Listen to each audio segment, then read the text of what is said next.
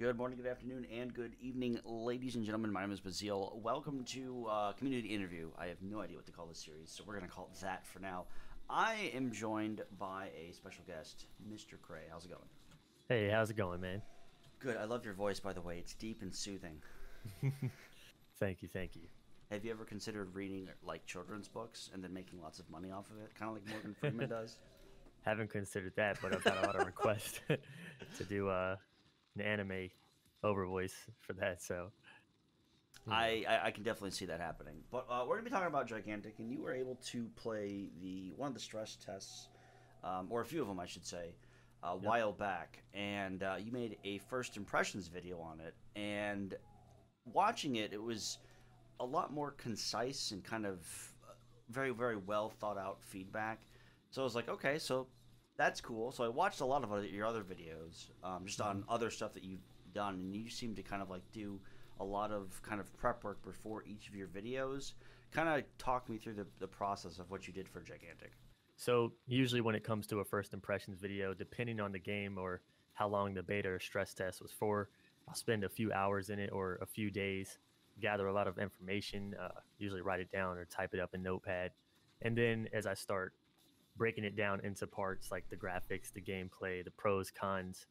Um, I end up, typing up a script of everything I want to say, and then I record it, and that's when I go about grabbing recordings that I made while in the game and placing them with the right parts, But usually throughout the whole process, I'm taking notes of all the pros and cons that I see with the game, and that's just how it comes out. I like to go into these games with an open mind, not as somebody who has a opinion of the game already or uh, let what other people say influence how I feel about the game. Some people may call it pay to win or a buggy piece of crap, but I'm not going to go in with that mindset.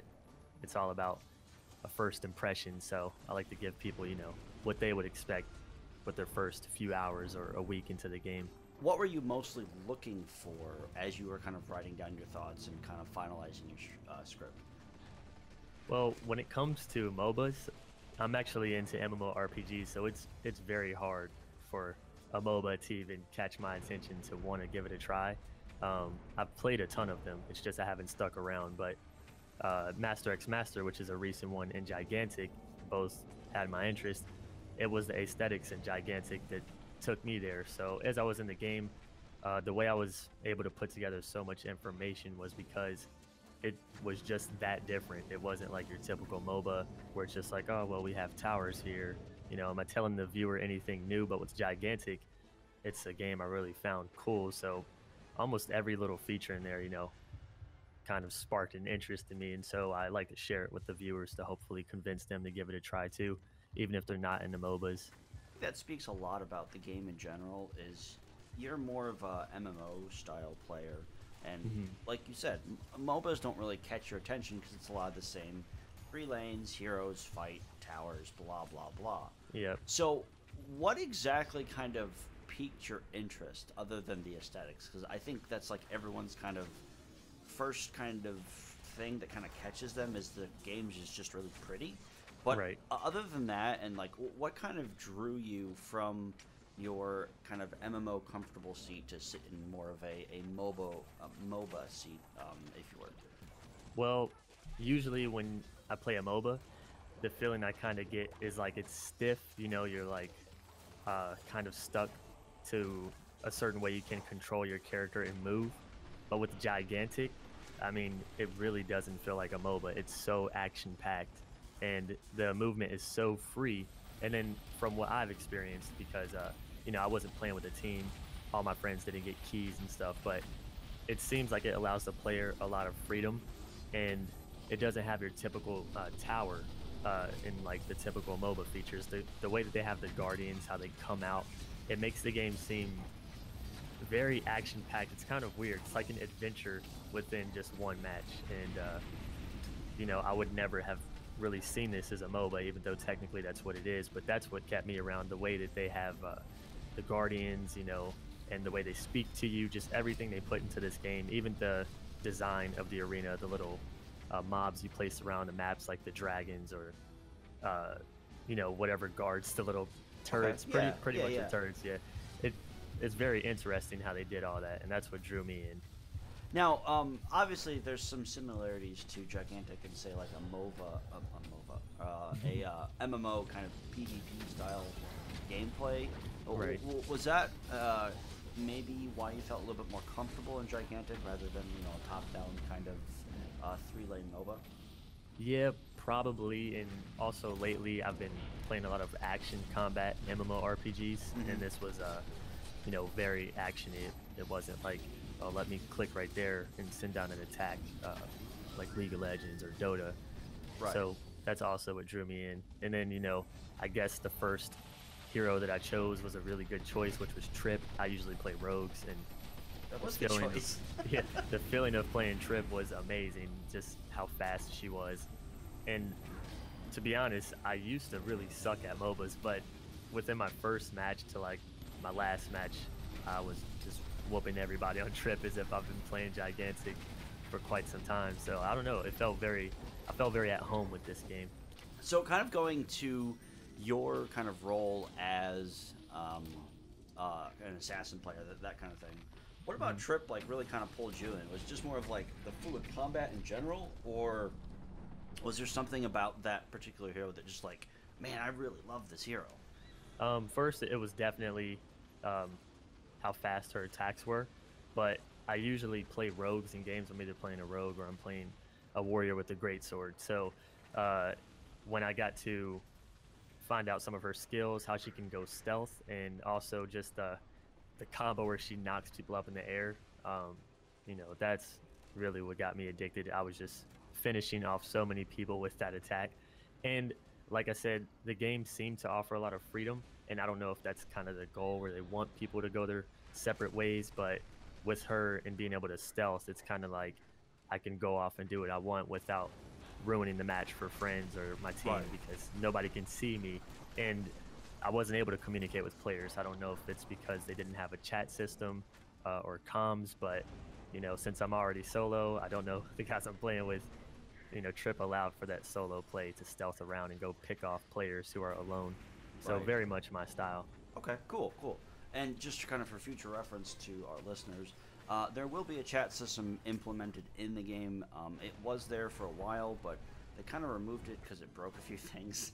So, yeah, it'll be back. Don't worry. So, kind of moving on from just kind of what I guess grabs you initially. You played the few stress tests that we've had so far.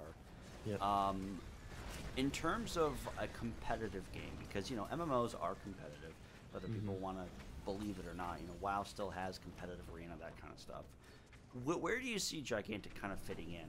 And honestly, this is all pure speculation because none of us are going to really know that, because we have games like League of Legends, Dota, Smite, Counter-Strike, StarCraft, and all these other just gigantic names of Right. esports. So where do you think Gigantic kind of fits into that role of a competitive game, and what games do you think that it will kind of, I don't want to say move ahead of quickly, but kind of take certain games down a notch maybe? Right. And how do you feel that the community should react and behave in a competitive environment? I would really like to see Gigantic become one of the top esports, because even as I kind of said earlier, League of Legends isn't really the most entertaining to me as a MOBA. I've played quite a bit of it, and it's one of the top. But Gigantic is extremely action packed. So you have League that sells out these stadiums and everybody goes crazy, but imagine them being able to watch a game like Gigantic where it's a ton more action, and the camera angle and everything is way more immersive for the viewer. So I would like to see this up there, except I know that that's a huge dream, because to get up there with the greats like Dota and Counter-Strike is very hard. I can see this game getting to a level where Evolve currently is, how it's kind of like an esport right now. People are making teams, but it's not one of the most popular. I do think that this game can definitely rise above that once it, gets popular on Twitch. In order to rise, it has to get some big name streamers or esports teams. It has to get a Twitch following, and the community has to be good, because kind of as I've seen you explain in your past videos and actually have dealt with this, is you have the more elitist who are, you know, in teams already, and it's intimidating for new people to try to get into the game. And if people act a certain way to intimidate new players who want to make new teams, uh, it's good for them because they have less competition, but then they have no competition at all, and Right. then that kind of sucks. And this was an idea that I had uh, before the interview, but it's like if they put some type of system in the game that allows new players to form, kind of teams, Hmm. it doesn't mean that they're going to have to take it to the top to become, the best esports teams, but it makes it less intimidating. It's like, hey, I can get a group of my friends and put together a team, and then there's some type of leaderboards or rankings, and if they make it to the top, then maybe they can become serious. But um, as long as the community is good and people are professional or encouraging newer players to try out the esports scene, I think this game will do well. What do you think Gigantic needs to avoid in terms of allowing new players to watch the game and actually understand what's going on? The game was it was pretty self-explanatory to me once I started. I mean, a few things that I didn't understand were how the Guardians would move to the middle of the map sometimes, and things like that, or uh, never actually when to attack the Guardian. I thought maybe when the Guardian is pinning down the other Guardian, that's it. It's doing the damage for you. I didn't know the team actually had to go over there because my team wasn't doing that. And then it ended up just being me doing the damage. But um, the way that you launch off the map and then you just rush to start placing creatures down kind of doesn't really explain that. So I can see if somebody new was watching the game, they'd say, what the hell is going on? Why are they just spawning these things? And Okay, so you're looking for more visual representation from a Mhm. spectator kind of point of view, or a large audience that's actually watching a match. In terms of being able to tell what's going on during combat, do you feel that that's something that is in a pretty good kind of position right now? Because I know in games like Guild Wars 2 and Battleborn, you just can't tell what the hell is Yeah. ever going on because there's just so many Right. colors. So, like, what's kind of your opinion on that in Gigantic? I think it's perfect. Like combat is 100%. You can tell what's going on. It's easy to see what you're doing. I mean, there are sometimes a lot of animations going on, but Hmm. even through all that chaos, it's pretty easy to see what's happening. I think even for the spectator, they can see what's going on. Okay. So it's good. What's been your favorite hero to play so far? I mean, obviously you've elaborated the Trip has been like your kind Hmm. of go-to. But what's one other hero that you've really enjoyed? It would be Voden, Okay. the bow and arrow guy. He's definitely. Bow and arrow guy. He's pretty cool, man. What did you like about Voden specifically? He's like very mobile, and also I like to switch things up sometimes and kind of go ranged. So staying in the back was a little cool at times. I didn't want to always do the close range Right. style. Did you mess around with the different kind of talent specs that both of those heroes could do? Did you kind of try and change it up during matches that you played, or did you kind of try and learn one build and just kind of go from there? With Voden, I didn't really mess around with it too much, but with Trip, I definitely did apply different bonuses to certain skills. I'd take the left or right path, so I definitely did mess around with her a little bit. How do you feel the talent system is at its current form? I know there's been a lot of debate, just in general, on the talent system is too complicated. The talent system isn't complicated enough. What's I kind think of your overall thoughts on that?